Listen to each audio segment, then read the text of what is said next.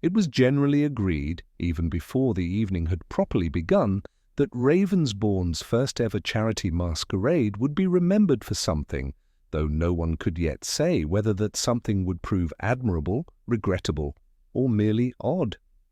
The town's recently refurbished auction hall, an airy structure whose new chandeliers still emitted a faint smell of packaging straw, had been transformed into what the organizing committee optimistically called continental elegance. This meant chiefly that a hired accordionist performed near the buffet, and that a portion of the usual fluorescent lights had been switched off.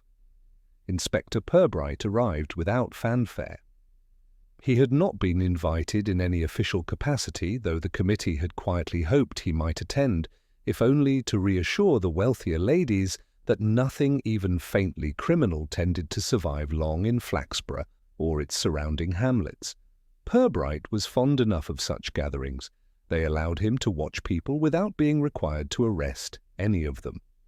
The masquerade's central feature, or gimmick, depending on whom one asked, was the ceremonial mid-evening unmasking.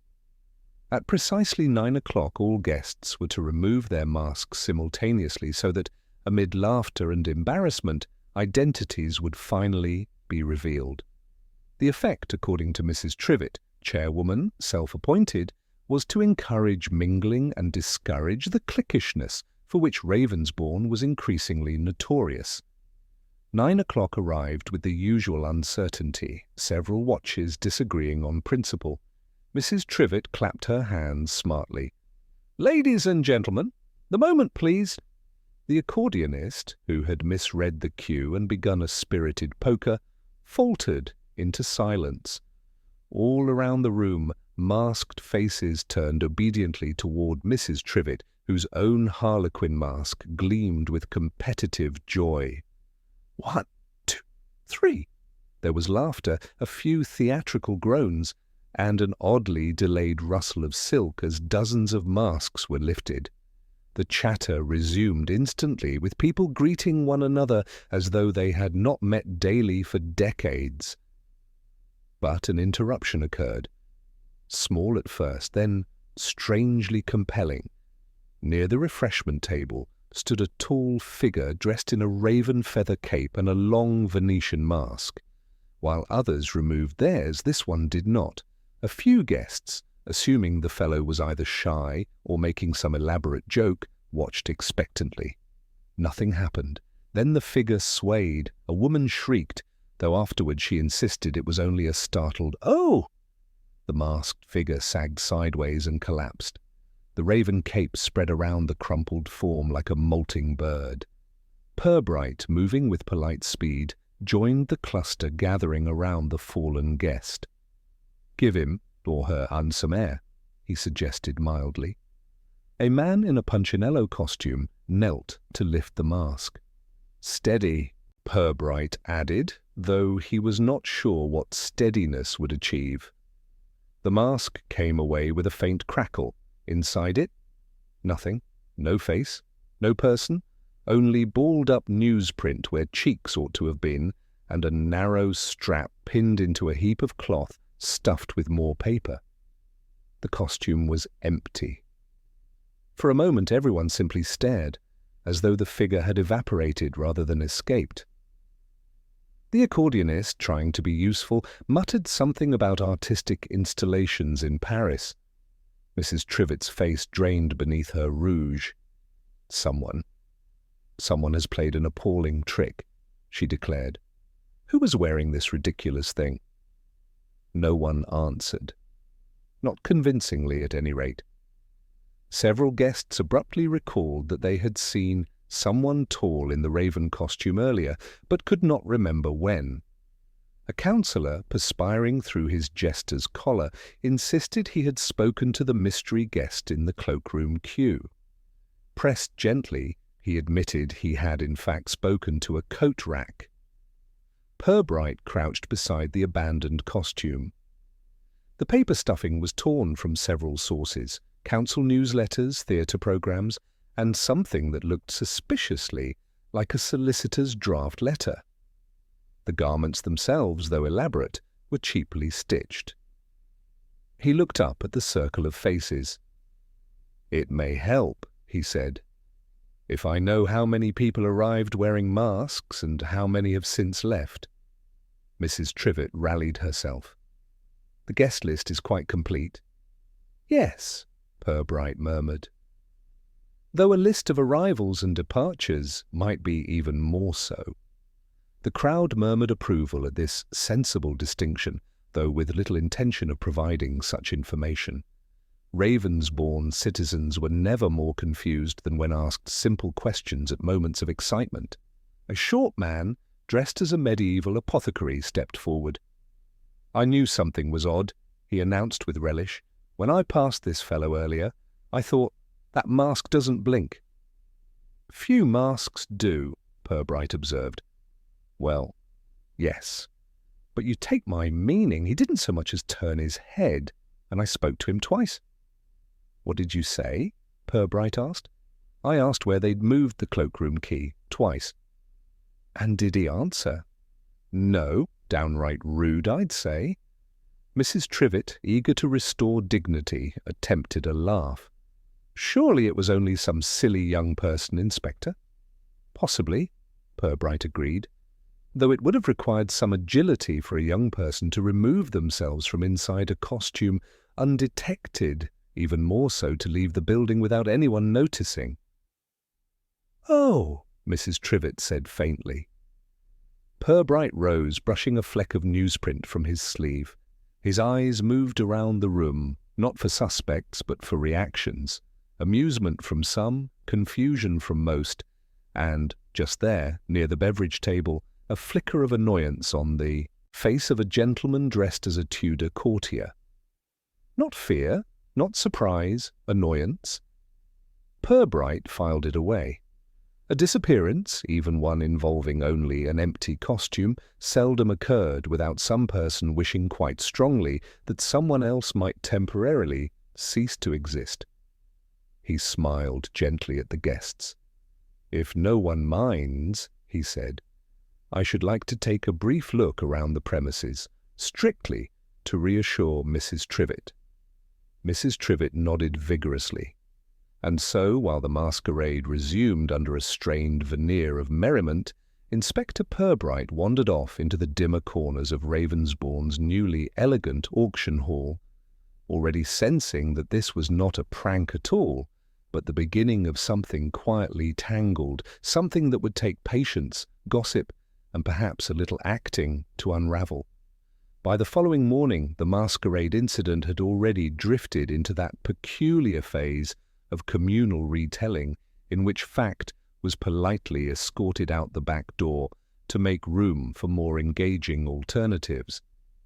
The empty costume from the auction hall, having begun life as a curious inconvenience, had matured overnight into a sinister omen, a coded threat, a political demonstration, and, in one enthusiast's version, a tragic love confession gone awry.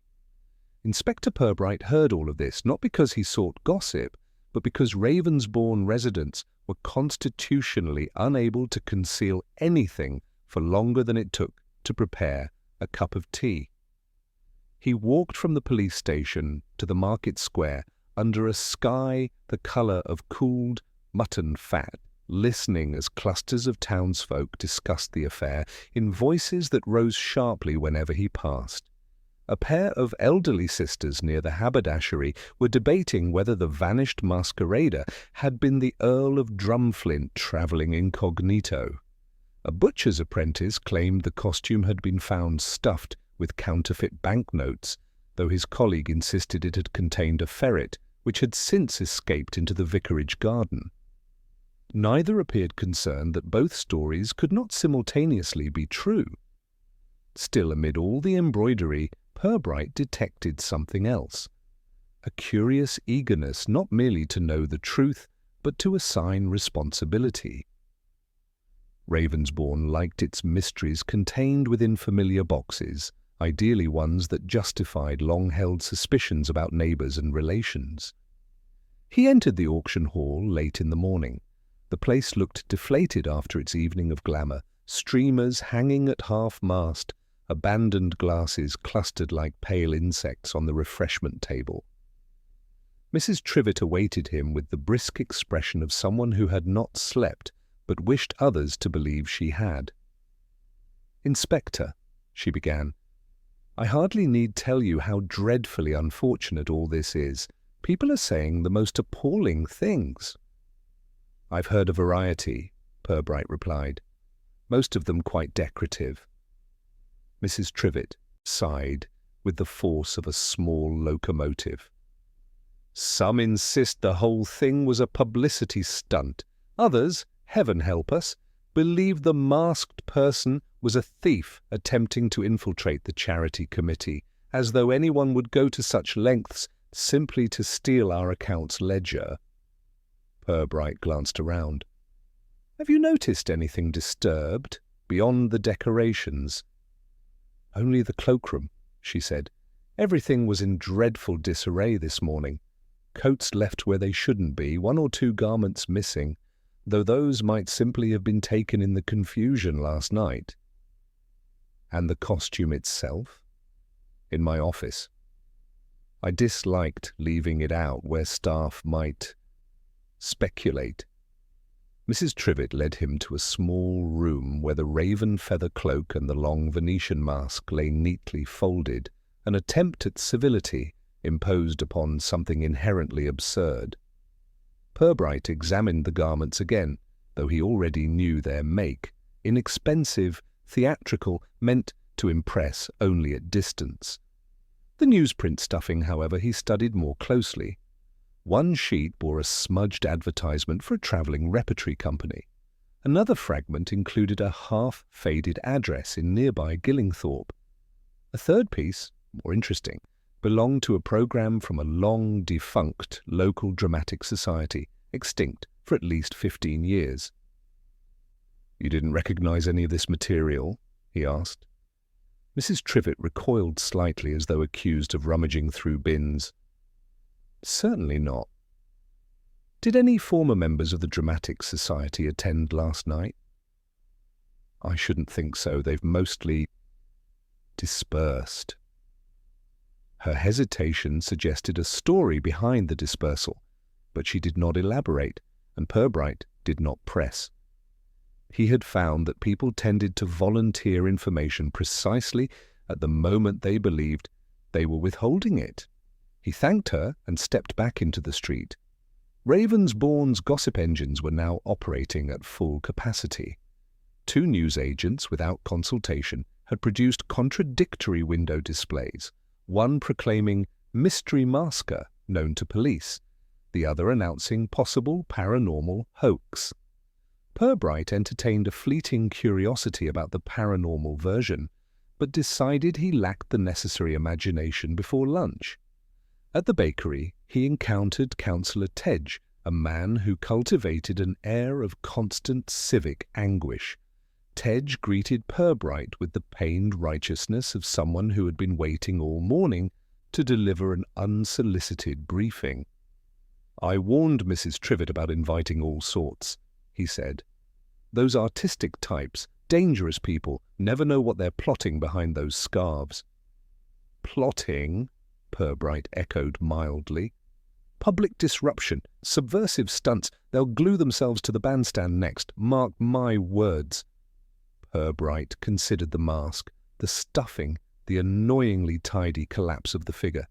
Nothing about it suggested subversion. It suggested preparation. Someone had taken time to construct both the disguise and its disappearance. Time and intention. "Did you notice anything particular about the masked guest?" Purbright asked. Tedge drew himself up. "I did not give the person encouragement. Some of us take these events seriously." "Yet you saw them?" "Saw? Well, yes, perhaps in the distance. A tall fellow or lady. Hard to say in this modern climate." Purbright thanked him, knowing the councillor's contribution carried only marginal value, but also knowing that even marginal accounts helped map the edges of a puzzle. Consistency was rarely found in statements, but it often appeared in absences. what people failed to notice or declined to mention. By mid-afternoon, the town had settled into a contradictory calm. Rumour had stabilized into two competing theories. Either the masquerader had been someone important and scandalous, or someone unimportant pretending to be scandalous. Few seemed ready to consider a motive as simple as concealment. When Purbright returned to the station, Sergeant Malley looked up from a mound of statements. "Inspector, you'll appreciate this," Malley said. "3 witnesses swear they saw the masked person slipping out the side door before the unmasking.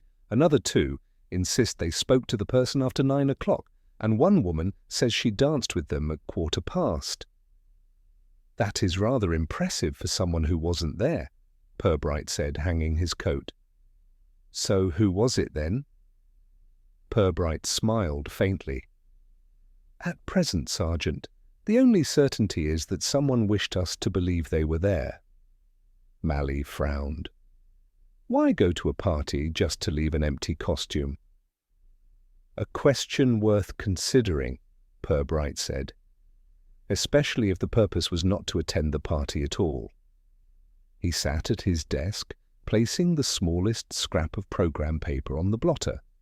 It bore a faded name, Ravensbourne Amateur Players, a group dissolved years ago in an episode the town preferred not to revisit, one involving bruised egos, missing funds, and a performance of the Maid of Marlingford so catastrophically mismanaged that it achieved the rare distinction of being booed before the first interval. Purbright tapped the paper lightly. The masquerade, he suspected, had not been sabotaged by a stranger. It had been visited briefly by a ghost of Ravensbourne's past, and someone in town knew precisely which one. He leaned back, listening to the faint murmur of gossip drifting through the open station door, threads of speculation weaving through the afternoon air. Somewhere among them, the truth waited, patient, unmasked, and quietly inconvenient. Inspector Purbright began his inquiries the next morning, with the deliberate calm of a man who preferred the steady accumulation of detail to the dramatic interrogation so beloved of crime novels and, regrettably, certain junior officers. His task was not to corner but to listen, an art that Ravensbourne's residents, when properly encouraged, made exceptionally fruitful. His first visit was to the auction hall porter, Mr. Grindle, a stooped man whose expression suggested a lifetime of patiently watching other people's mistakes unfold. Grindle met Purbright by the side entrance, keyring jangling like a reluctant accomplice. "I suppose you'll be wanting to know who came in late," Grindle said before Purbright had spoken a word. "Late arrivals are always interesting," Purbright replied. "But so are the early ones." Grindle nodded, then leaned against the wall as though bracing for a confession. "I noticed that Raven fellow, or lady, hard to tell. Tall, though, unless they were standing on their dignity. They came in just after 8:30, didn't speak, didn't hand over a ticket either." "No ticket?" "They waved something, but I couldn't make out what. I thought I'd challenge them," Grindle continued, "but Mrs. Trivett said we mustn't make guests feel unwelcome, especially ones who look wealthy." "Did this one look wealthy?" "In the way that certain scarecrows look well-travelled," Grindle said. "But they had an air about them." "What sort of air?"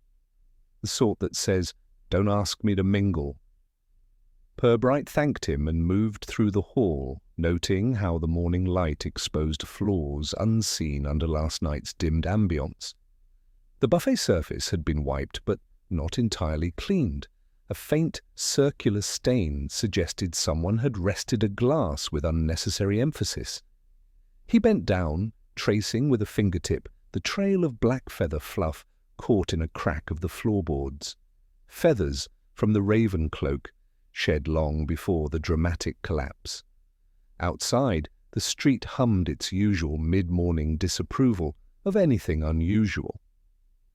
A few townsfolk peered discreetly over gardening magazines as Purbright walked toward the high street.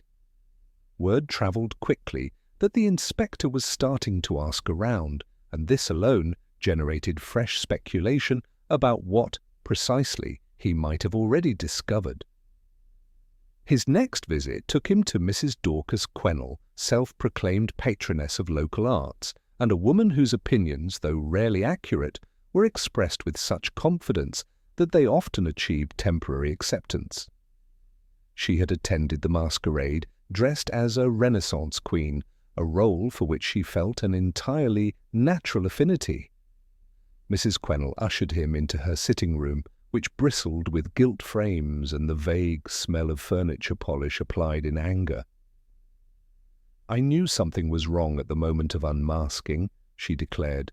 "There was a tension in the air, a disturbance of the aesthetic." "Did you recognize the masked person?" Purbright asked. "Recognize? Good heavens, no, but I sensed they were one of those theatrical persons." "Why theatrical?" Mrs. Quennell leaned forward with the satisfaction of someone about to impart scandal. "Because of the silence, the refusal to speak. Actors are always doing that, brooding. It's how they create mystique." "Did this mystique seem directed toward anyone in particular?" She paused, eyes narrowing toward an internal catalogue of grievances. "Well, they passed Mrs. Pomeroy twice without acknowledging her. That alone suggests malice." Purbright, who had never observed the masked figure approach anyone, let alone exhibit targeted discourtesy, made a polite noise of consideration. Mrs. Quennell, encouraged, continued, "And another thing, I heard Councillor Tedge insist that the masked guest was a young man from Gillingthorpe, but the rector insists he saw a woman's hand beneath the glove. I told them both they were wrong, of course. The build was entirely too elegant to belong to either." Purbright made a note. A woman's hand, a young man from Gillingthorpe, an elegant build. The contradictions were useful, not because they revealed anything certain, but because they circled the one inevitable truth. Everyone claimed to have seen the raven figure clearly, yet no one had seen the same person. He thanked Mrs. Quennell and stepped back into the street, where the air now smelled of bakery steam and competitive conjecture. Several townsfolk discreetly adjusted their wanderings to intersect with his. A postman suggested the masked figure had come from the disused railway cottages. A grocer believed the intruder had intended to steal heirlooms displayed in the charity raffle. A schoolboy whispered that the person had ghostly footsteps, silent except when you weren't listening. Purbright smiled. Ravensbourne's collective imagination had already outstripped plausibility, yet somewhere within the embroidery lay a thread worth pulling. He made his way to the cottage of Miss Elvira Pomeroy, an elderly woman with a spine as straight as her opinions, and one of the few to claim direct interaction with the masked guest. She received him on her porch, cardigan fastened with military precision. "I knew the moment I saw that costume," she said. "That trouble would follow. Ravens never trust anything bird-themed, Inspector." "I shall bear that in mind," Purbright said. "You mentioned you saw the masked person near the cloakroom." "I did. They brushed past me, quite rudely." "Did they say anything?" "No, but they dropped something." Purbright straightened. "Dropped?" "A small pencil, one of those used for dance cards in the old days. I meant to return it, but then the unmasking happened, and, well, you saw the result." "Do you still have it?" Miss Pomeroy fished in her apron pocket and produced a thin, worn pencil with a frayed tassel. Purbright's eyes dipped to the faint smear of theatre grease paint on the wood, a match to the one he had found in the cloakroom earlier. "Where exactly did they drop it?" she asked. "Just by the cloakroom door," she said. "And they were carrying something else, something long, like a box." Purbright felt the quiet tightening of a puzzle slotting closer to shape. The raven figure carrying a box. the broken-into storeroom discovered that morning, and the missing theatrical mask from the Ravensbourne trunk. "Thank you," he said gently. "You've been most helpful." Miss Pomeroy preened. "I do try." By the time Purbright returned to the station, the winter light had flattened into a tired grey. Sergeant Malley looked up. "Anything useful, sir?" Purbright placed the dance card pencil beside the scrap of program paper on his desk. "Useful," he said slowly, "and peculiar." "Peculiar how?" "Everyone claims to have seen our masked figure," Purbright said. "Yet all their memories cancel one another out. The only reliable details are the ones our visitor left unintentionally. Paper, pencils, feathers, and now a hint of something carried." "So what do you think?" Purbright folded his hands. "That the disappearance was not the end of an act," he said, quietly. "It was the beginning." He glanced again at the worn pencil, the faded program scrap, the lingering question of why someone would attend a masquerade only to leave an empty costume behind. A thought had begun forming, fragile, incomplete, but insistent. Someone, he felt certain, had gone to the masquerade not to conceal themselves, but to conceal the absence of someone else. Superintendent Chubb summoned Inspector Purbright to his office shortly after noon, wearing the expression of a man who had located the answer before identifying the question. Chubb stood at the window, hands clasped behind him, as though supervising an invisible parade. "Purbright," he began with ceremonial gravity, "I believe we may bring some order to this masquerade business." Purbright waited. Chubb enjoyed the slow unfurling of his own conclusions. "We have a suspect," Chubb announced. Purbright inclined his head politely. "Indeed, sir?" "A fellow named Harvey Brim. Returned from London 6 weeks ago. Something of a troublemaker there, I understand. Performance artist, they call it. Wanders about in peculiar costumes, interrupting public events, making political statements nobody understands." Chubb sniffed.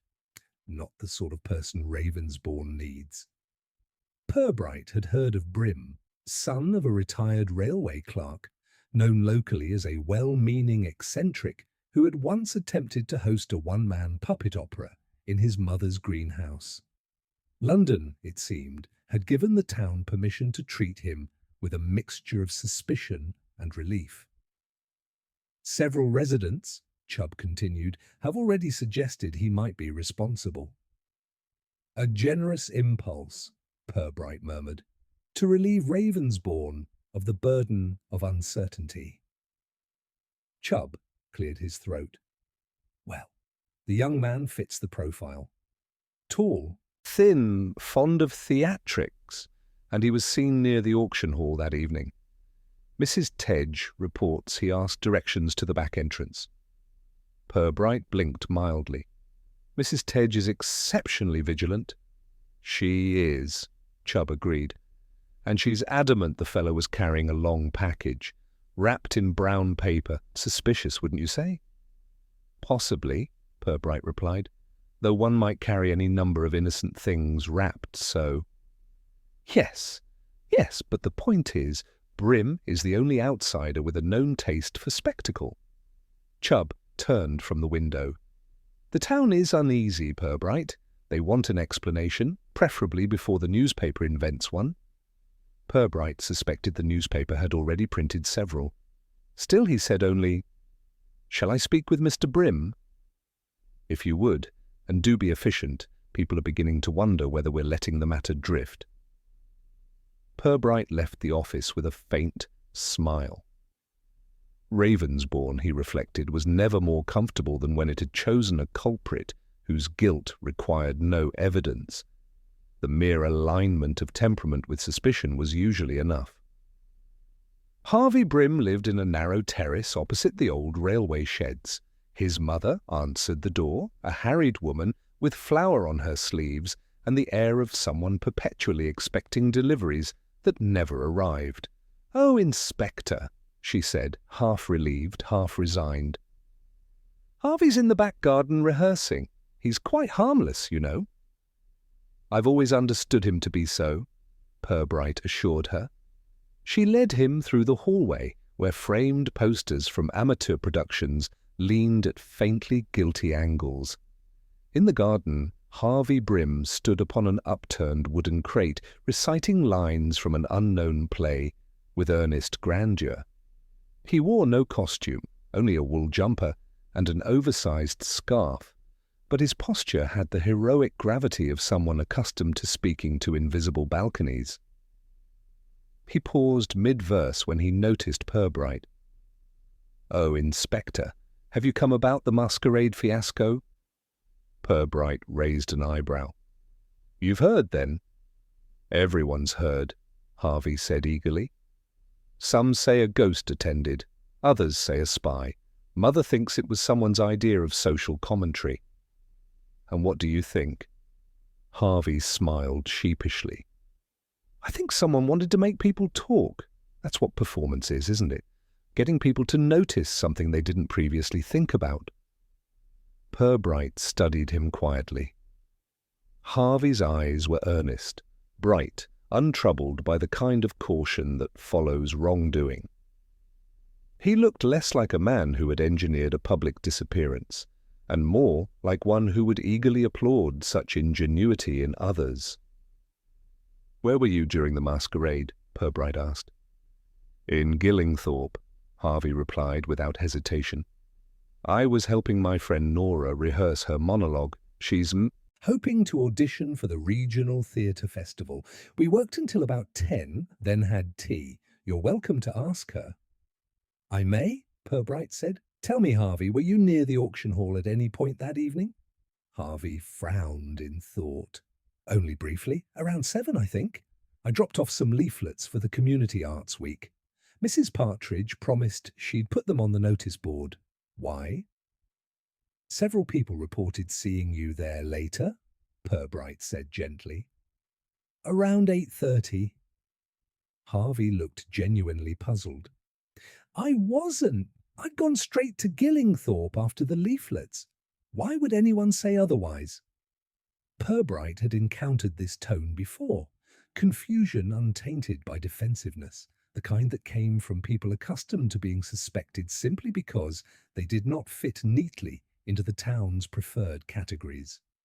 "A long package," Purbright said. "Were you carrying one?" "Oh, my prop tube." Harvey brightened. "Yes, I had it earlier. It holds backdrop sketches, but I left it at Nora's before we began rehearsing. It's still there." Purbright nodded, turning over the information. Harvey Brim had explanations for everything, simple, unforced ones. Whether they were true remained to be tested, but there was no strain in his telling. "You know," Harvey added suddenly, "the raven costume, someone said it might have been used in an old play. Perhaps whoever wore it was making a point. Something symbolic. About identity, maybe." "Perhaps," Purbright said. "Did you recognize it?" Harvey thought for a moment. It sounded a bit like the costumes they used for the Maid of Marlingford, the old Ravensbourne players, you know. My father still has some of their old programs in the attic. Purbright felt a slow tightening of attention. The same defunct dramatics group referenced in the program scrap he had found. "Did you ever know anyone from the players?" he asked. Harvey shook his head.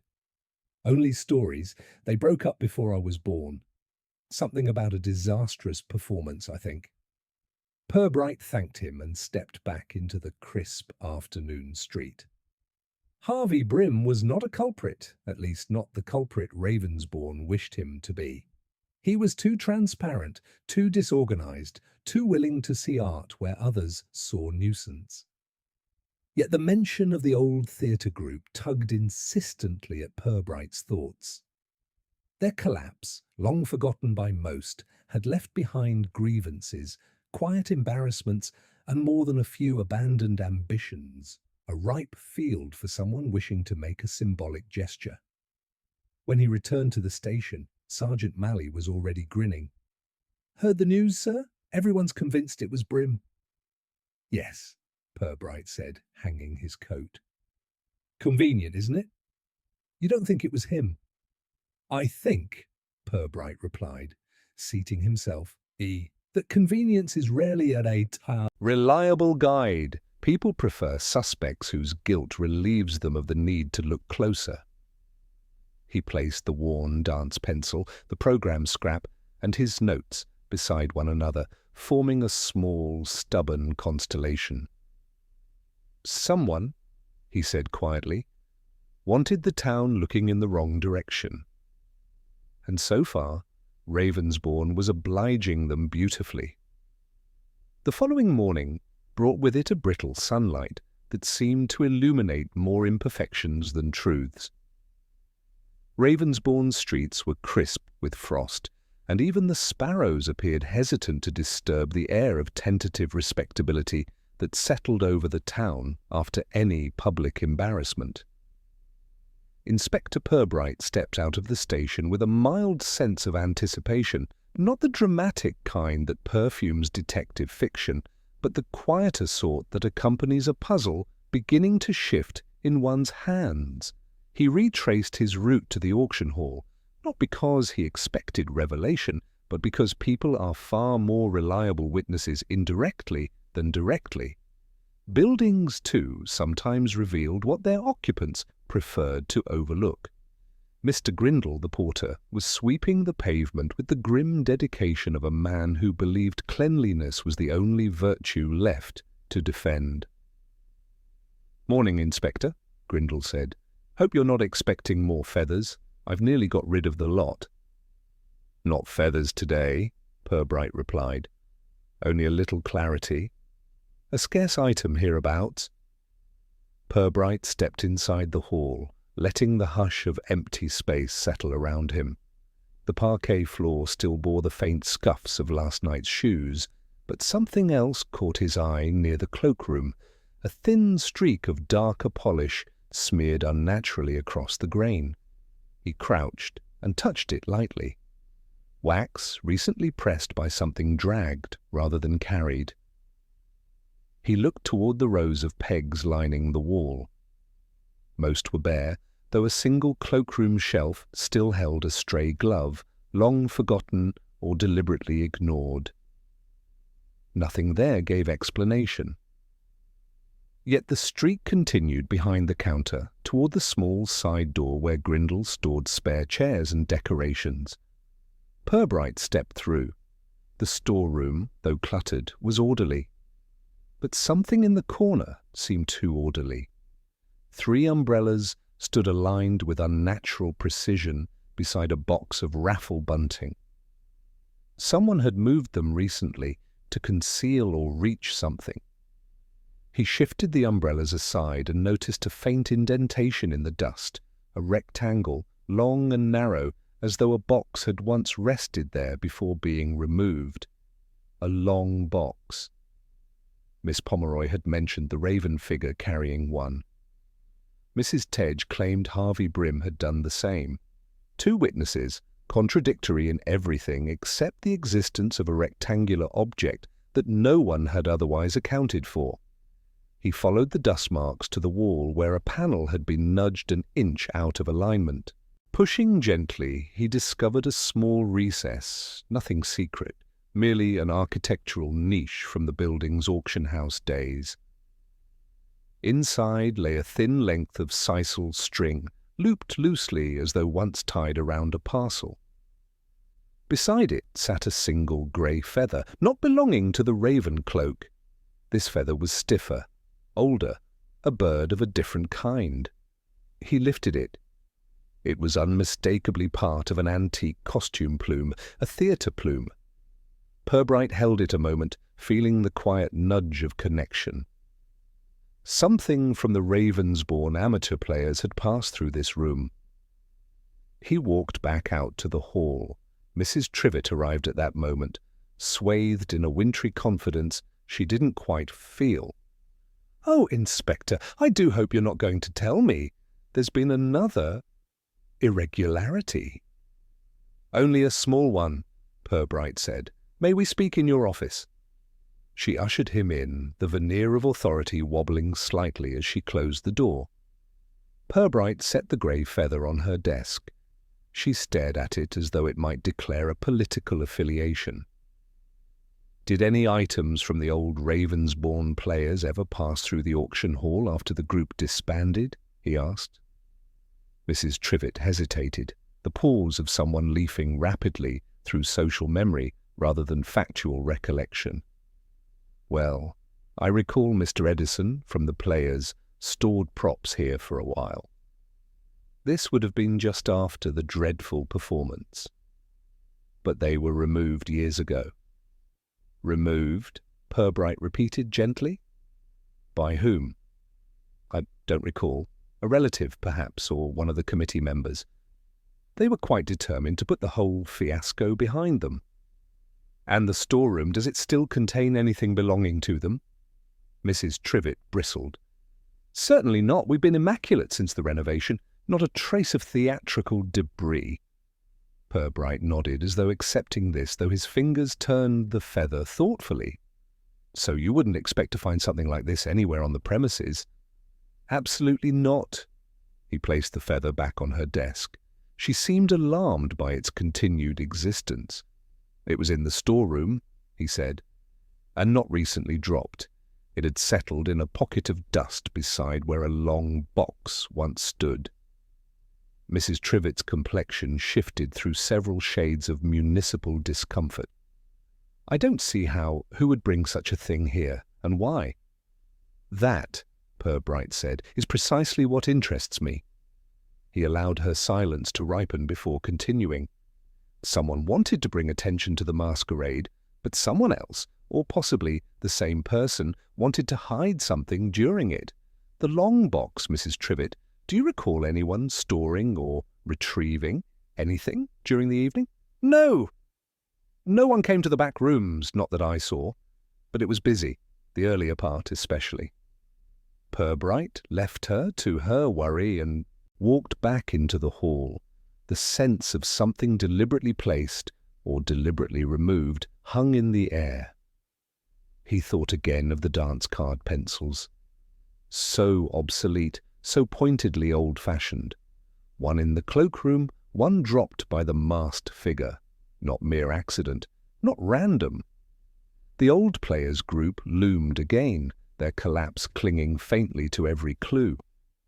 If someone had wanted to evoke a vanished era or a buried grievance, they could hardly have chosen a more fitting symbol than a masquerade, with its carefully curated identities and politely hidden truths. As he stepped outside, a young constable hurried toward him. "Inspector, Mrs. Partridge sent word. She's found something strange in one of the cloakroom cubbies. Says it doesn't belong to any of the guests." Purbright followed the constable back inside, where Mrs. Partridge, the hall's cleaner, stood clutching a small fabric pouch. "It were tucked behind the shelf," she said, handing it over. "Could have missed it if the sun hadn't caught the corner." Purbright opened the pouch. Inside lay another dance card pencil, this one newer, still bearing a faint imprint of gold embossing.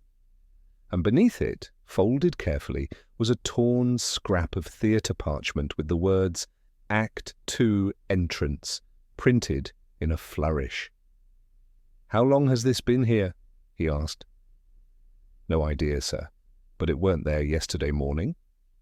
Purbright closed the pouch. Another pencil, another theatrical remnant. Someone was building a message, piece by deliberate piece.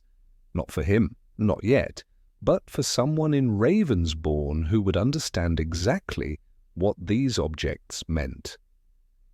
Purbright stepped back into the cold afternoon light, feeling the shape of the puzzle grow, not in clarity, but in inevitability.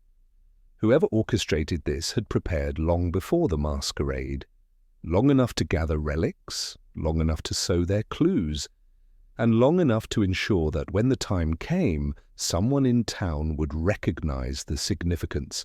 He tightened his coat against the wind. The masquerade had not been a prank, nor a performance.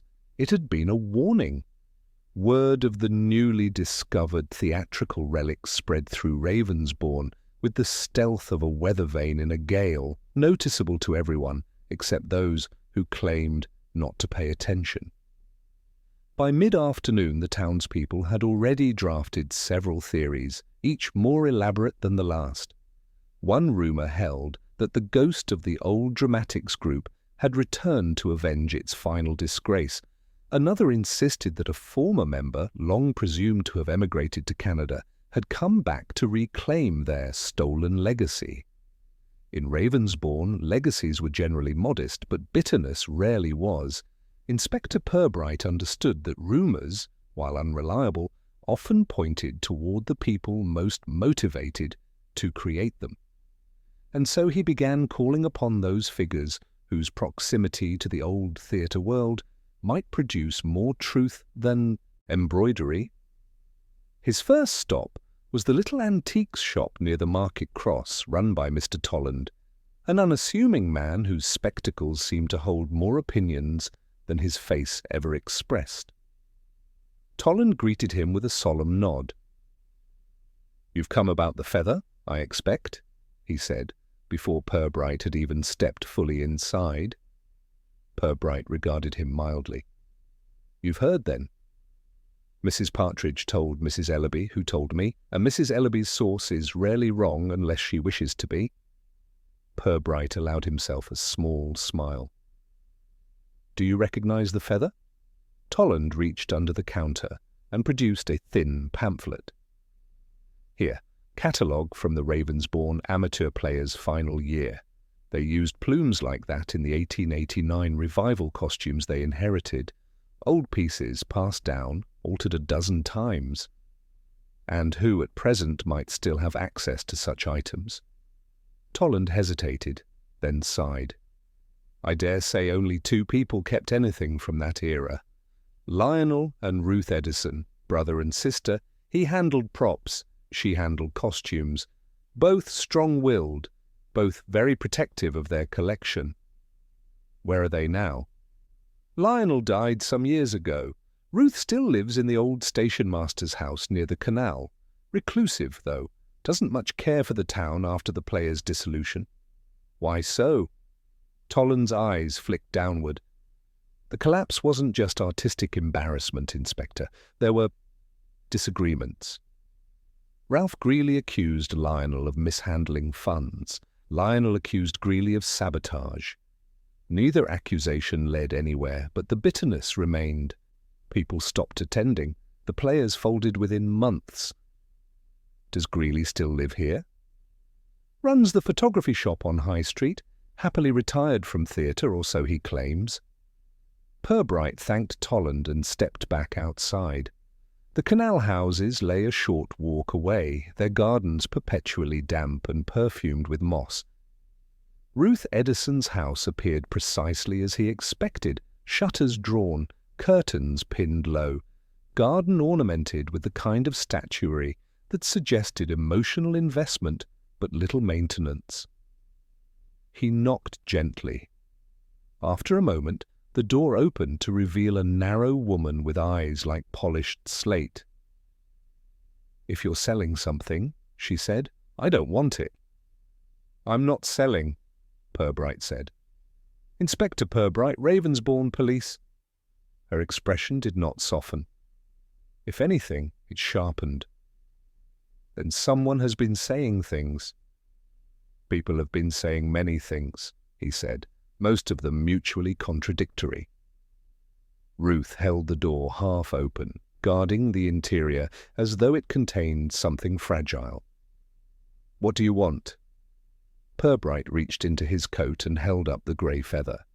Ruth's hand moved involuntarily, half a step forward, half a gesture of refusal. It was the first crack in her stillness. "May I ask," he said, "whether this resembles anything you once worked with?" Ruth's jaw tightened. "Yes, it does. It was found in the auction hall. You're aware of the Masquerade incident?" She gave a thin breath of disdain.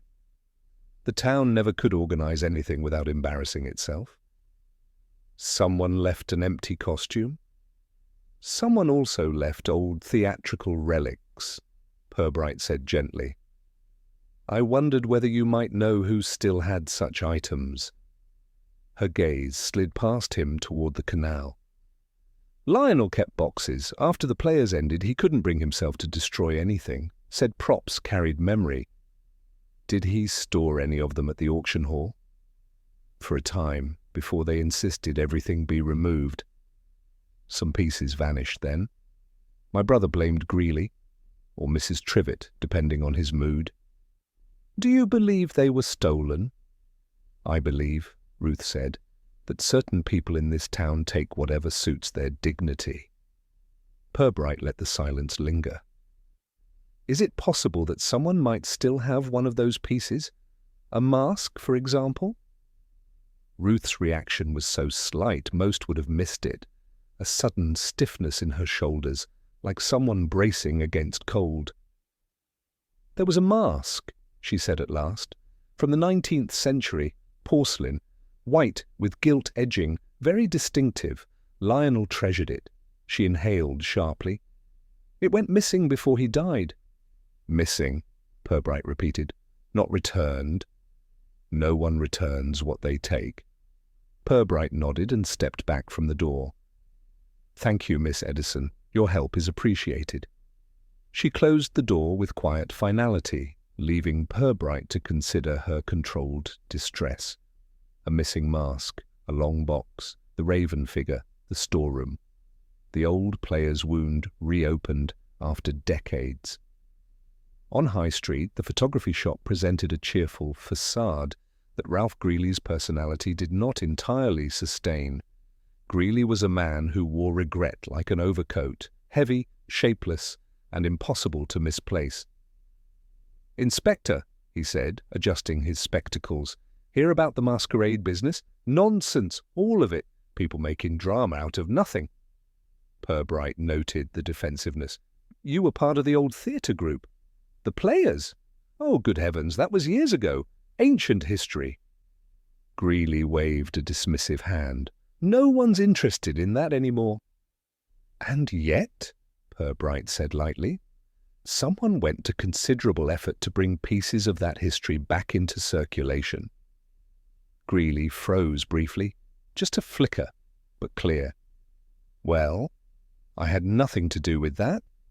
I haven't said you did. Greeley recovered with a laugh, too quick to be comfortable. Besides, anything we had was boxed and sent to storage or given to Lionel or, well, left behind. Left behind? Old junk, Greeley said, not worth keeping. And a porcelain mask? Purbright asked. Greeley blinked. Mask? What mask?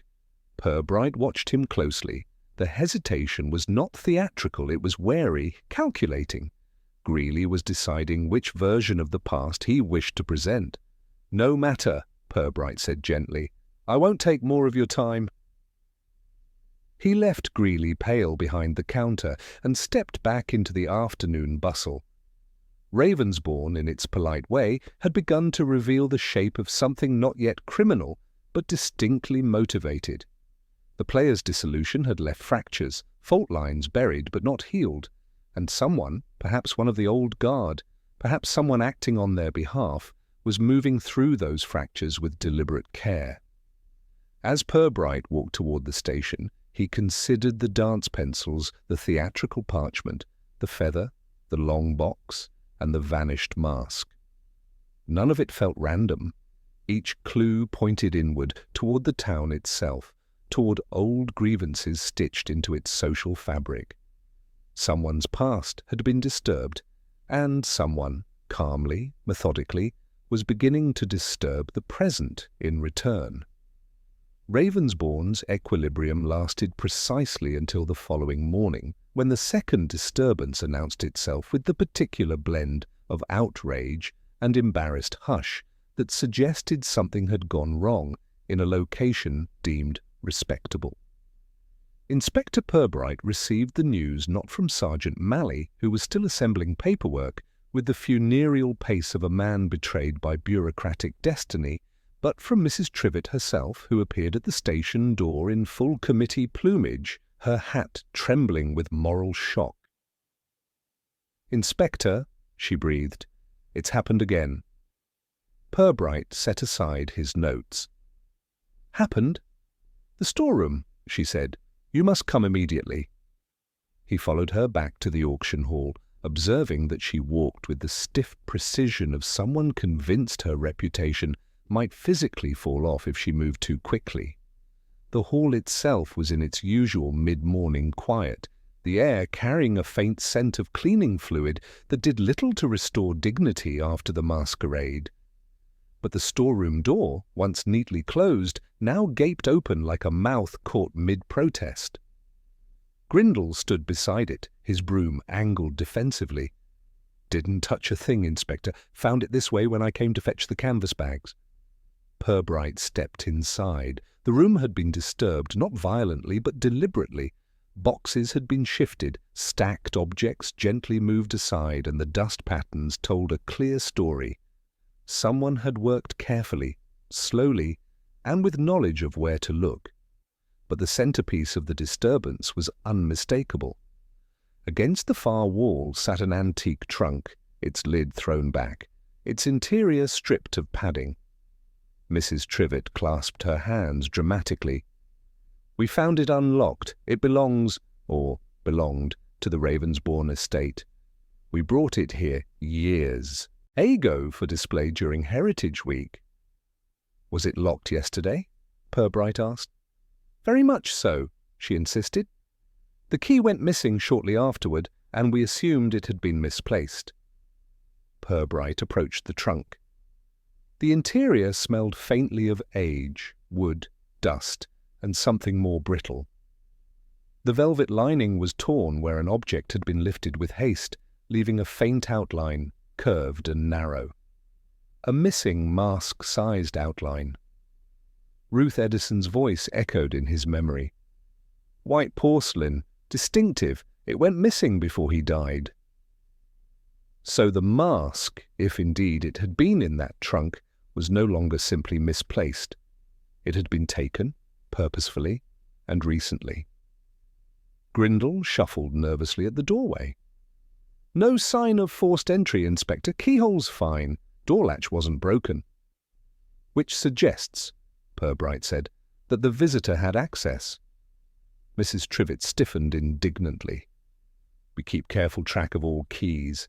It is absolutely impossible for anyone, any outsider, to have borrowed one." Purbright looked at her mildly. "And insiders?" Mrs. Trivett coloured. "Well, the staff, perhaps. Grindle, Miss Partridge, the committee members, though none of them would do anything like this. It would be socially catastrophic." Purbright refrained from pointing out that social catastrophes, in his experience, motivated more mischief than any greed or passion. Instead, he crouched beside the trunk, running a finger along the faint trail in the dust, where something long and rectangular had rested across the floor before being carried out. The same trail he'd noted the previous day. The removal had begun earlier. This was merely the continuation. "Did anyone enter this room last night?" he asked. "Not to my knowledge," Mrs. Trivett said. "But as you can imagine, the masquerade created much movement. People wandering where they shouldn't, fetching coats, avoiding others." Purbright rose, smoothing his coat sleeve. "And when did you discover this today?" "Just after 10. I came to check on the donations for next week's sale." "Was anything else missing?" She hesitated. "I don't know. We keep so many things stored here, Inspector. Decorations, seasonal banners, occasional heirlooms people forget they loaned us." "Then perhaps," Purbright said, "you might begin an inventory." Mrs. Trivett swallowed her protest. She knew inventories exposed forgotten loans, misfiled objects, and, more dangerously, committee oversights. Purbright stepped back into the hall, letting his gaze sweep across the floor. The feather he'd found yesterday had not been an accident. nor had the dance pencils, the parchment scrap, or the staged unmasking. Someone had woven a path through both the masquerade and the days around it, all leading here, the trunk, the mask. Mally arrived at that moment, bounding across the hall with the enthusiasm of someone expecting drama. "Inspector, heard the news. Thought you'd want a hand." Purbright nodded. "Have you spoken to Miss Edison recently?" Mally frowned. "Ruth? No, sir. Never seemed to catch her out in town. Why?" "Because the missing item from this trunk may be something she has been seeking for years." Mally blinked. "So she took it?" Purbright shook his head. "If she had, I doubt she'd have left the storeroom in such careful disarray. There was no rush, no panic. Our visitor had time, confidence, knowledge of the hall." Mally scratched his chin. "Someone from the committee?" "Perhaps, but more likely someone who once knew this trunk intimately, someone from the old players who would recognize the mask's outline, even after decades."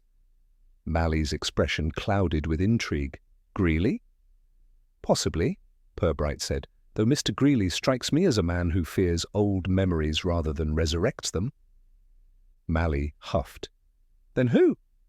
Purbright's eyes drifted toward the storeroom again, following the faint dust trail. "Whoever it was used the masquerade as cover to remove part of the trunk's contents, and returned last night, or early this morning, for the rest." "So why leave relics behind? The pencils, the feather?" "That," Purbright said, "is precisely what interests me. They're not clues for us. They're messages for someone else." Mally opened his mouth to speculate, but before he could, the hall's rear door banged open. Mrs. Partridge hurried in, her cleaning apron fluttering like a distressed flag. "Inspector, there's more!" Purbright turned. "More?"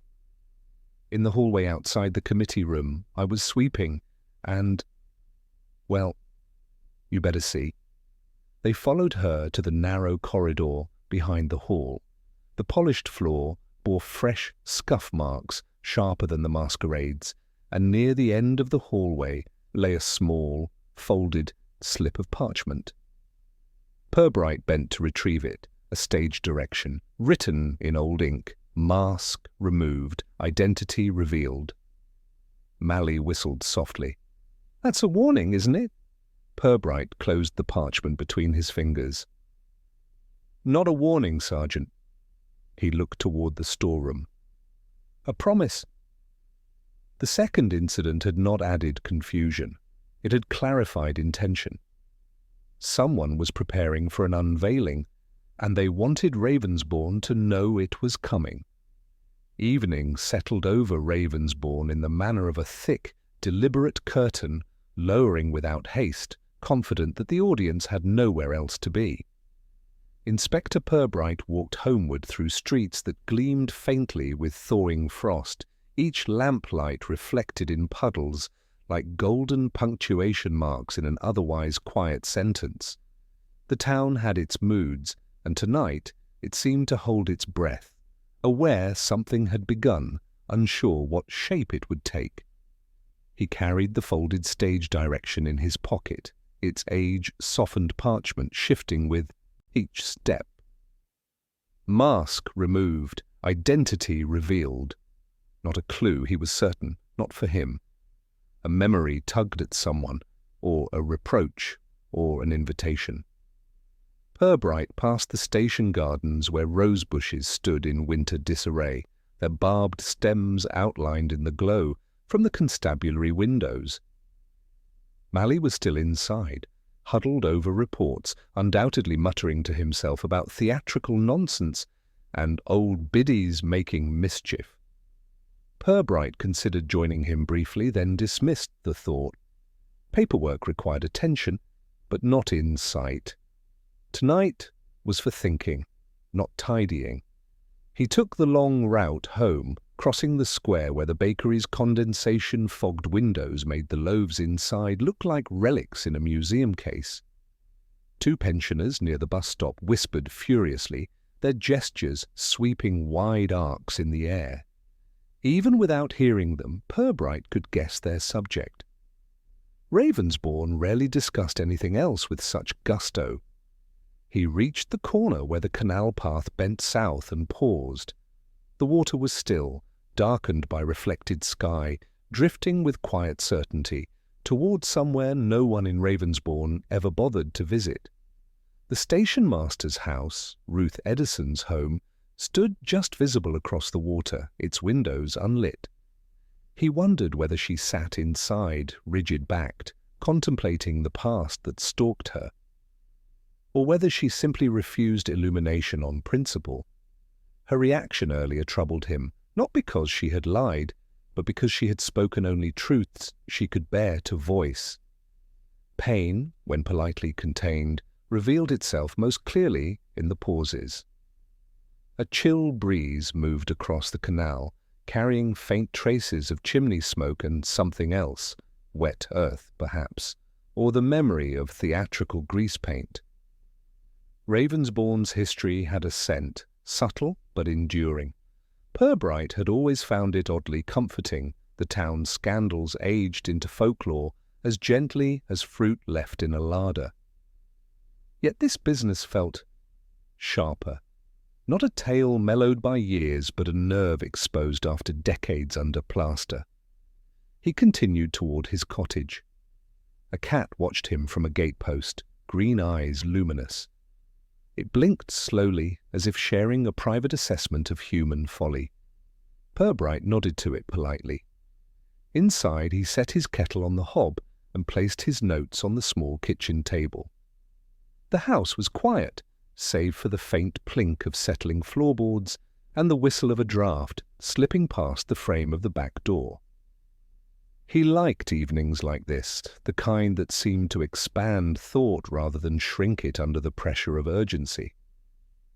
He laid out the objects one by one, the dance card pencil from the cloakroom, the second pencil dropped by the raven figure, the feather from the storeroom recess, the scrap of theatre parchment, the newly found stage direction. None of it fit the pattern of a typical mischief maker. Mischief valued novelty. These items valued memory. Whoever placed them was revisiting something, reworking it, rewriting it, perhaps. He poured tea, letting steam cloud the lamplight, and leaned back in his chair. The player's downfall, no one wanted to discuss it openly. Too embarrassing, too petty, too full of bruised egos and whispered accusations. A performance that disintegrated on stage in real time, ending with Lionel Edison's furious outburst, Greeley's counter-accusation, committee members bickering in the wings, and the lead actress fleeing in tears. An entire season collapsed in a single evening. Those who remembered it did so selectively, and yet someone remembered it precisely. The porcelain mask Ruth described, it must have been from that production. A symbolic piece.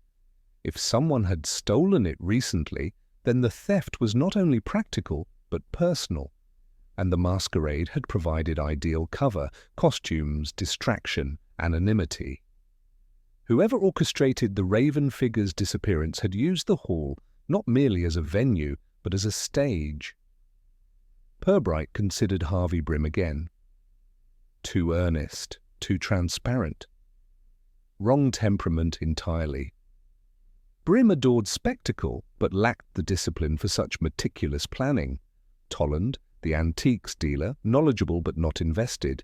Mrs. Trivett, eager for control, but chaos unsettled her too deeply. Greeley, though... Here Purbright's thoughts paused, circling quietly.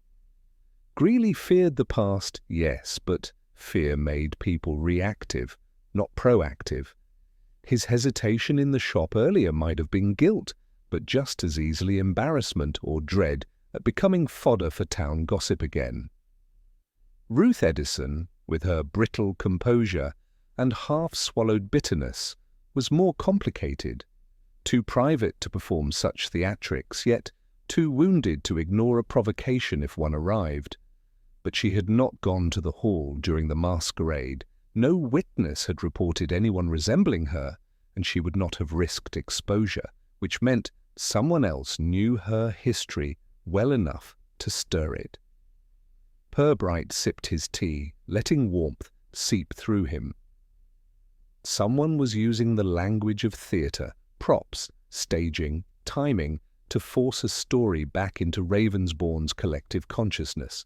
Not a random story, not a trivial one, a story with unresolved debts. The question was whom the performance targeted. The raven figure collapsing into an empty costume, who would recognize the symbolism? Only someone familiar with the old player's most infamous mishap. The moment during The Maid of Marlingford when the leading actor failed to appear for his own dramatic entrance, forcing the cast to improvise wildly until the curtain was yanked down in embarrassment. That actor, Elias Rudge, had vanished from the stage mid-performance, creating a scandal that haunted the group for years. Purbright set his cup down slowly. He had never learned what became of Rudge. Few had. Some said he left town the next day, others claimed he had never left at all, but simply withdrew. The group had never spoken of it again. Was the raven costume an echo of that? A silent accusation? A reenactment? He stood, pacing gently across the narrow room, thoughts aligning like scenery flats, sliding into place behind a stage. If the masked figure symbolized Rudge's vanishing, then the missing porcelain mask symbolized the opposite, an enforced revealing. Someone wanted to expose what had once been hidden. Someone wanted an audience. But who was meant to watch? The answer, he suspected, lay not with the town at large, but with one or two specific individuals who would understand the message intimately. He returned to the table and unfolded the stage direction again. Its ink was brown with age, its edges worn, yet the meaning was unmistakable. Mask removed, identity revealed, a prompt, a cue, a line spoken not to performers but to someone behind the scenes, someone who had been hiding for a very long time. Purbright extinguished the lamp and stood in the dark, listening to the faint murmur of wind against the window. The town rested under its blanket of quiet, unaware of the moment drawing nearer. He felt no triumph, only a clarity tinged with melancholy. Tomorrow the stage would shift again, and someone in Ravensbourne would soon discover that their past had rehearsed for far too long. Morning returned to Ravensbourne with a faint drizzle that seemed to apologize for existing at all. Inspector Purbright walked toward the high street at a measured pace, carrying with him the quiet certainty that the investigation had reached the point where listening was no longer enough. Someone needed to be nudged, gently, politely, into revealing what they already feared Purbright might know. He had spent the early part of the morning revisiting the stage direction, the broken trunk, the missing mask, and the theatrical relics scattered like breadcrumbs, not left for him, but usable by him.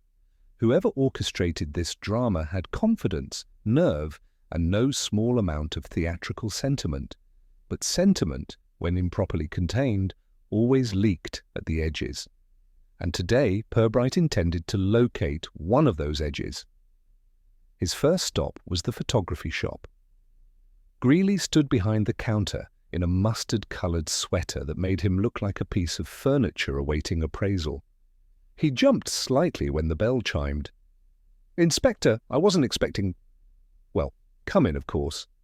Purbright stepped forward, his expression amiable. "I hope I'm not interrupting." No, Greeley said too quickly. "Just sorting negatives, old ones." Purbright let his gaze pass over the walls lined with modest portraits and fading landscapes. On the far shelf sat a row of cameras that looked as though they had spent their best years longing for retirement. "Mr. Greeley," he began with an ease that made Greeley visibly tense. I've been thinking about the old players. Greeley emitted a soft laugh that lacked any humour. Ah, that again. Really, Inspector, no one cares about what happened back then. I wonder, Purbright said. People often care more about the past than they admit, especially when someone appears determined to revive it.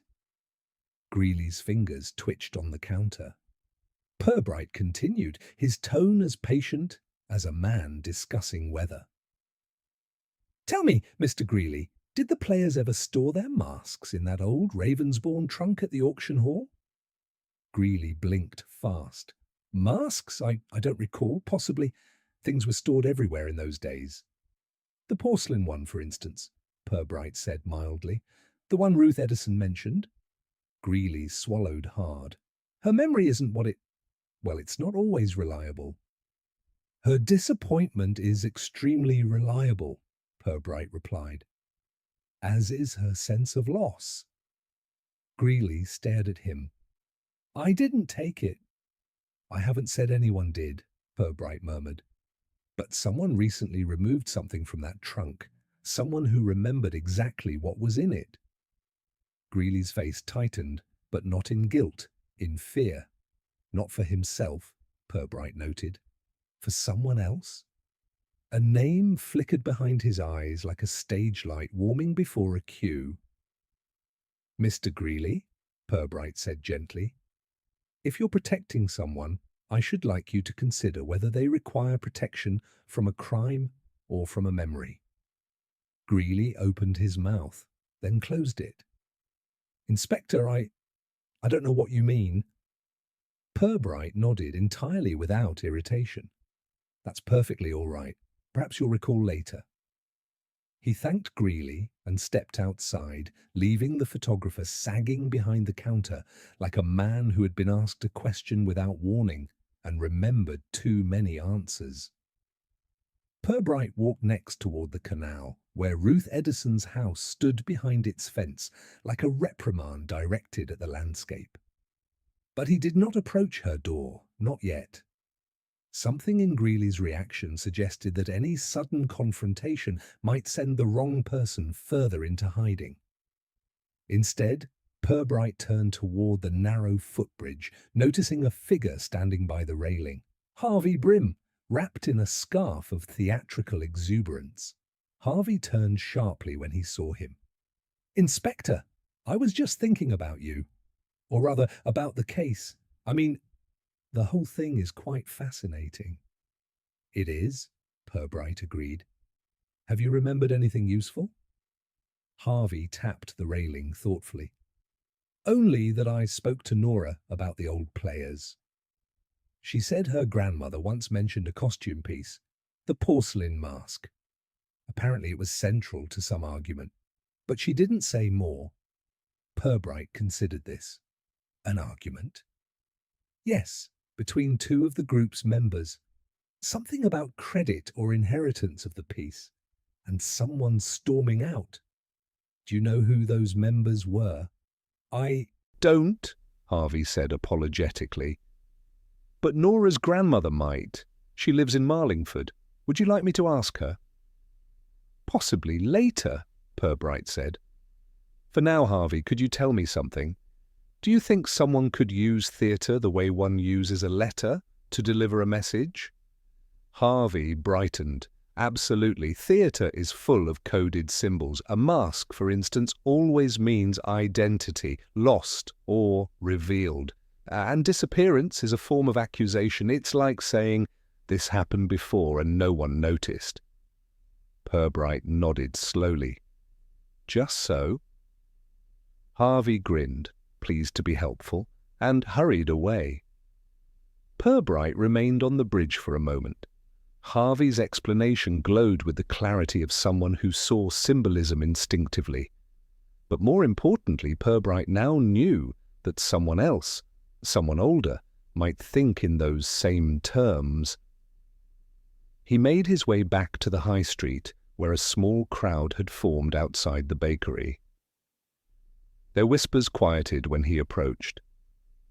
Mrs. Pomeroy stepped forward with the dignity of someone in possession of fresh scandal. "Inspector," she began with grave importance, "I've just seen Mrs. Trivett in tears." "Have you?" Purbright said with gentle restraint. She rushed into the grocer's, muttering that it's starting again. Wouldn't elaborate, but she did say the auction hall committee would be holding a private meeting this afternoon. Purbright inclined his head. "Thank you, Mrs. Pomeroy." He continued down the street, where the drizzle had thickened slightly. He felt the investigation beginning to turn, subtly but undeniably. Ravensbourne's people were reacting, shifting under the weight of something they recognized but would not name. The message being delivered by the theatrical relics was reaching its intended audience. Now he needed only to identify which audience member was flinching. Purbright adjusted his stride and turned sharply into the bookshop, the one place in town where interruptions were treated as personal affronts. Mr. Pointer, the proprietor, looked up with mild alarm. "Inspector?" he whispered, as though the books themselves might be questioned. "Is something the matter?" "Nothing immediate," Purbright said. "I wondered if you still keep clippings from old local performances, the Dramatic Society in particular." Pointer nodded and retrieved a folder from the back. Purbright flipped through the yellowed pages, programs, reviews, committee announcements. One photograph caught his eye. The cast of The Maid of Marlingford, all in costume, smiling with exaggerated enthusiasm. There, beside Lionel Edison, stood a young woman in a simple gown, Greeley's wife, long since deceased. And next to her, almost hidden, was a man Purbright recognized from another photo. Elias Rudge, the vanished actor. Purbright studied Rudge's face. Handsome, self-assured. A man who expected attention, even when attempting modesty. A man capable of vanishing not from fear, but from pride. And suddenly Purbright felt the shift, not of revelation, but of alignment, pieces settling, motives shading into shape. Someone wasn't hiding Rudge's memory, someone was hunting it. He thanked Pointer and stepped back into the street, where early evening gloom had begun its slow descent. He walked toward the station, thoughts coiling into purpose. It was time to create a disturbance, not dramatic, not forceful, but precise. One question posed in the right company would be enough to lift the curtain for the person who feared it most. Later that afternoon, Purbright attended the auction hall committee meeting, uninvited, but not unexpected. Mrs. Trivett fluttered at his entrance, though her distress muted her usual objections. The committee members sat around a polished table, each trying to appear innocent by adopting expressions of mild civic concern. Purbright waited for silence, then placed the stage direction on the table with the delicacy of someone offering a menu rather than a clue. "Ladies and gentlemen," he said softly, "I wonder if any of you can tell me who, among the old players, would have had reason to mark this moment." They stared at the parchment, and for an instant nothing moved. Then one person, not by gesture, but by breath, revealed themselves. A tiny intake of air, enough to confirm everything. Purbright turned his eyes toward the source of that breath, offering only a gentle, almost courteous smile. "Thank you," he said. And in that moment, without accusation, without pressure, the investigation shifted fully. The guilty party, whoever they turned out to be, had just stepped onto the stage.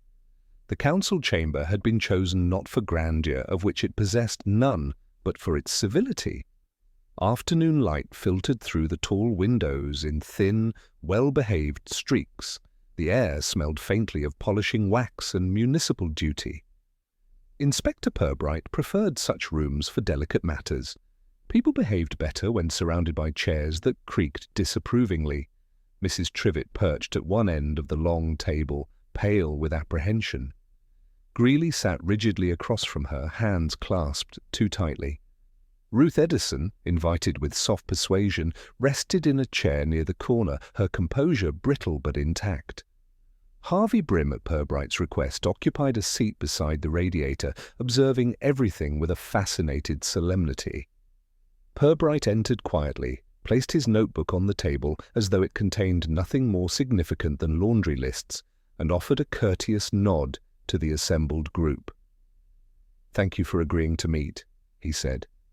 "I hope to take only a little of your time." No one spoke. Even the chairs seemed reluctant to intrude. Purbright folded his hands. "The matter of the masquerade has caused a certain amount of discomfort in the town, understandably so. Disappearances, real or symbolic, often unsettle us, but what we have before us is not, in fact, a disappearance." He allowed the words to rest. "It is an appearance, a deliberate one." Mrs. Trivett glanced at the others as though someone might take responsibility and spare her the suspense. No one volunteered. Purbright continued gently. "Let us begin with the raven costume, a striking choice, and yet a carefully misleading one. The person who wore it wished to be noticed only until the moment they were not. The collapse into an empty costume, much discussed, I believe, was not merely theatrical mischief. It was a reenactment." Ruth Edison made a faint sound, not objection, not agreement, something more cautious. Purbright inclined his head toward her. "Miss Edison remembers, I am certain, the night the Ravensbourne amateur players performed the Maid of Marlingford, or attempted to." Harvey Brim sat forward slightly. Greeley's shoulders tightened visibly. "During that performance," Purbright continued, "the leading actor, Elias Rudge, failed to appear for his entrance. The cast improvised until they could not. The curtain was dropped. The company collapsed soon after. Rumours swirled, though few facts were shared. But one detail remained constant. Rudge vanished backstage, leaving his costume behind him." He paused, letting that settle. The raven figure collapsing into an empty costume was no accident. It was a reminder, a message directed at those who remembered Rudge's vanishing, not for the amusement of the town, but for the benefit of 2 or 3 specific people. Greeley shifted in his seat, eyes fixed on the table's edge. Purbright reached into his pocket and placed the folded stage direction at the center of the table. "Allow me to draw your attention to this. Mask removed, identity revealed. An instruction, a cue, a moment intended not for actors, but for whoever still carried the burden of that night." He turned his gaze toward Greeley. The man swallowed hard. "Mr. Greeley," Purbright said kindly, "you recognized this immediately, did you not, though you tried not to show it?" Greeley opened his mouth, but words failed. "You were the last to see Elias Rudge before he vanished," Purbright continued. "The argument backstage was not merely about cues or blocking, it was about the mask." Purbright retrieved the small scrap of theatre parchment, AK2 entrance, and placed it beside the stage direction. "Rudge wished to wear the porcelain mask. You did not wish him to. You and Lionel Edison believed it cheapened the performance. But Rudge, as led, insisted, and that argument escalated." Ruth Edison stared ahead, face taut with memory. Purbright nodded gently toward her. "Your brother told you what happened, Miss Edison." But even he softened the truth. Rudge did not vanish by whim. He fled, humiliated, accused unjustly of sabotaging his own performance. Greeley's voice emerged at last, cracked and thin. I never meant—" Purbright lifted a hand. "I do not accuse you of cruelty, only of pride. Pride shared by many, and pride that cost Rudge something he valued deeply." He turned slightly. "Which brings us to the second incident. The trunk, the missing porcelain mask, Lionel's prized relic, stolen not weeks or months ago, but years, and replaced, or at least partly concealed, so that no one noticed until now. Mrs. Trivett blinked. Years, but why take it then, and why bring attention to it now? Purbright regarded her with gentle patience. Because someone has been waiting for the right moment. The Ravensbourne Masquerade provided the ideal setting, disguises, nostalgia, a persuasive blend of memory and confusion. He paced slowly behind the chairs, his tone never rising, never accusing. The Raven figure arrived early, created by someone with access to the hall, knowledge of the storerooms, and familiarity with the relics. They brought the long box containing the porcelain mask, hid it temporarily, then, during the masquerade, staged their disappearance. All to force one or two individuals, not the police, to confront what they had long buried. Harvey spoke softly. A message. Exactly, Purbright said, and not a malicious one. He stopped behind Ruth Edison's chair. The room held its breath. This entire affair, he said, was orchestrated by someone who wanted the truth about Elias Rudge to resurface, not in anger, but in restoration. Someone who believed the mask belonged not in a forgotten trunk, but in the hands of the person it had once been promised to. Ruth's composure tightened again. Purbright lowered his voice. Miss Edison, the mask was never intended for Lionel, was it? She closed her eyes briefly. It was Elias's, a gift from his mother. He trusted me to keep it safe until the performance. But there was so much jealousy, so much talk. Lionel thought it should belong to the production. I told him he was wrong. Her voice trembled, but not from weakness. And after Rudge left, Purbright said softly, the mask was taken, not by him, by someone who did not wish him to return for it. His gaze moved back to Greeley. Greeley sagged, defeated. I kept it, he whispered. I was angry, foolishly angry. Everyone blamed me for the performance failing. I thought if I took the mask, I don't know what I thought, but I never meant for it to be lost, only hidden. Hidden for decades, Purbright said, until someone found it. Mrs. Trivett clasped her hands. But who? Who has been doing all this, Inspector? Purbright returned to his seat and answered simply, Elias Rudge's niece. A gentle shock rippled through the room. Purbright continued, calm as ever. Miss Nora Hammond of Gillingthorpe, Harvey Brim's friend.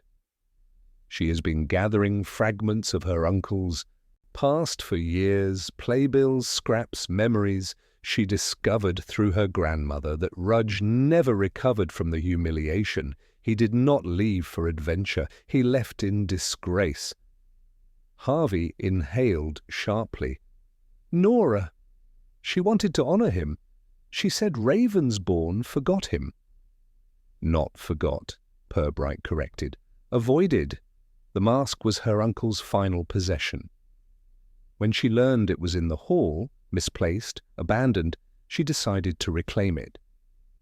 But she also wished the truth to be acknowledged, not through accusation, but through recognition.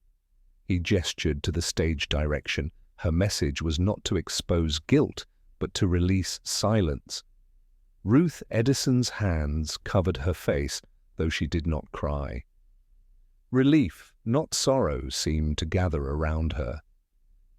Purbright concluded gently, Miss Hammond will return the mask to you, Miss Edison. She told me as much when I visited her this morning. She wished only for the truth to be spoken in this room, so that the past could finally be put to rest. He rose. The masquerade was not a crime. It was a reconciliation couched in the only language its architect believed Ravensbourne might understand, performance. Silence followed, full but not heavy. The old grievances, the whispered accusations, the long-buried misunderstandings, they had been brought into light not by force, but by a quiet insistence on remembrance. Purbright gathered his notebook. I shall leave you to discuss matters among yourselves. I suspect you have many years of conversation waiting." As he reached the door, Ruth Edison's voice followed him, thin but whole. "Inspector." "Thank you." He paused, nodded once, and stepped out into the corridor, where the dimming afternoon light seemed somehow less somber than usual. Behind him, the past finally began to exhale. Ravensbourne resumed its habitual rhythm with an almost audible sigh, as though the town itself were relieved to learn that the Masquerade's commotion had been caused not by malice, but by memory. People spoke of the revelation with the bright enthusiasm reserved for events that scandalized no one important. Relief, when shared collectively, became a kind of civic hobby. For Inspector Purbright, the return to normality manifested most clearly in the constabulary's in-tray. A modest rise in reports of misplaced shopping bags, one complaint regarding an over-enthusiastic cocker spaniel, and a politely worded letter about bicycle bells being unnecessarily shrill. These were the sorts of affairs that indicated the town's appetite for drama had been satisfied, for now. Sergeant Malley, tidying his desk with the gusto of someone who believed order might yet be achieved by force of will, looked up as Purbright entered. "Smoother days ahead, sir," he said hopefully. "Until the next social event," Purbright replied, removing his coat. "Ravensbourne's enthusiasm for community gatherings is inexhaustible," Malley chuckled, then lowered his voice conspiratorially. "I heard the committee's meeting ended with tears, hugs, and an argument about who ought to host the next Heritage Week luncheon." "That seems suitably restorative," Purbright said. The truth was that the aftermath of the drawing-room reveal had unfolded with surprising grace. Mrs. Trivett, to her credit, recovered her composure swiftly, insisting that the committee issue a statement emphasizing growth through cultural reflection. Greeley, humbled by the gentle clarity of the inspector's explanation, had taken a long walk by the canal before telephoning Miss Hammond to apologize for the years of misunderstanding. Ruth Edison met Nora Hammond later that same evening. Observers, who discreetly pretended not to be observers, reported that the meeting was solemn, quiet, and ended with Ruth placing something wrapped in tissue paper into Nora's hands. The porcelain mask had returned home at last, though perhaps home was now shared between them. As for Harvey Brim, he became briefly and quite unintentionally Ravensbourne's darling. His account of the events, told with the earnest flourish of a man who felt history unfolding around him, circulated through the cafes and knitting circles with little alteration. He had become, for a short time, a custodian of theatrical mystery. Even Mrs. Pomeroy declared him not nearly as peculiar as one might have feared, which in local terms qualified as lavish praise. Toward mid-afternoon, Purbright decided to take a walk. Paperwork could wait. Clarity benefited from fresh air. He stepped outside where the sky had opened into a pale spread of thinning clouds. Ravensbourne observed him in its casual, unself-conscious way, shopkeepers nodding, schoolchildren darting past, Mrs. Ellaby pretending not to stare while staring intently. He crossed the square toward the auction hall. Its doors stood open for preparations for the bake sale.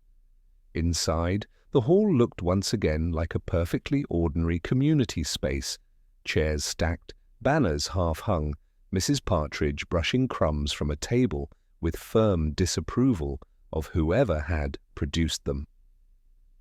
"Inspector," she said, straightening. "Quiet day for you, I expect." "So far," Purbright acknowledged.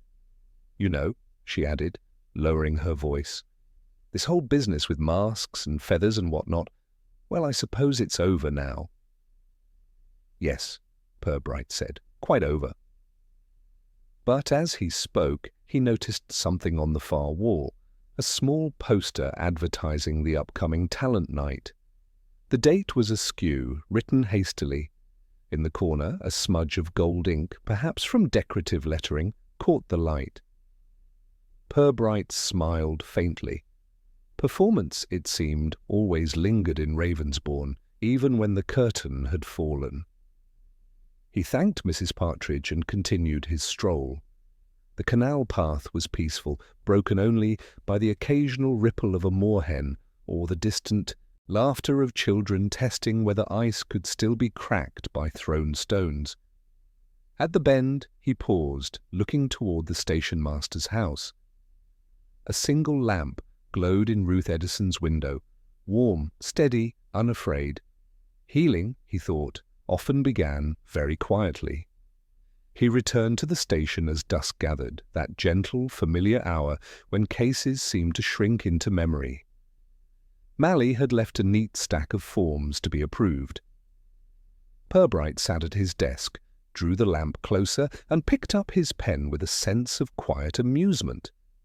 Not all mysteries ended with arrests or revelations shouted from rooftops. Some ended with truth finding its rightful audience, however small, and some ended with a town remembering briefly that understanding was more valuable than gossip. Purbright reviewed the final report, succinct, diplomatic, and devoid of any theatrical flourish. He signed his name carefully at the bottom, placed it in the outtray, and leaned back with the pleased fatigue of a man whose day had been productive in all the best understated ways. Outside, the lamps flickered on along the high street. A steady rain began to patter against the window, cleansing the rooftops, refracting the light. Purbright allowed himself a moment to enjoy the sound. Routine restored. And in Ravensbourne, that was the closest thing to triumph anyone ever needed. The end.